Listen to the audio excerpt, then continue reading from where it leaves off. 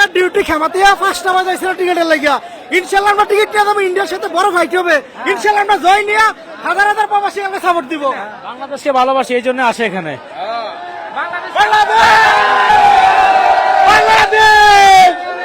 কতক্ষণ ধরে ওয়েট করছেন টিকিটের জন্য?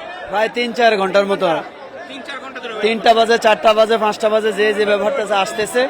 আমি 5টা বাজে আসছি, 5টা বাজে থেকে এখনো ওয়েট করতেছি। এখন 8টা বাজে বলছে টিকিট দিবে, 8টা বাজে টিকিট দিবি কিনা সেটা শিওর কিনা সেটা জানি না। এখন দেখার তো খুব ইচ্ছা, এখন আল্লাহ জানে টিকিট পাবো। প্রবাসীদের টিকিটের জন্য যে হাহাকার, এই অনেক কষ্টের বিনিময়ে যারা টিকিটের জন্য অপেক্ষা করছে, আগামীকাল ম্যাচ জিতে এই কষ্টের প্রতিফলন দেখতে চাই আমরা।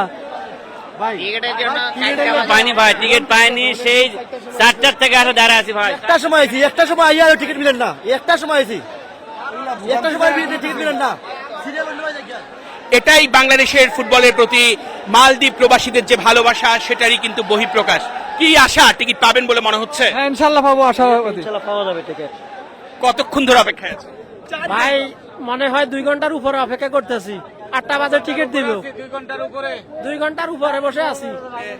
কেউ কেউ আবার অপেক্ষার মাঝখানে নানা রকম খেলাধুলার মধ্যে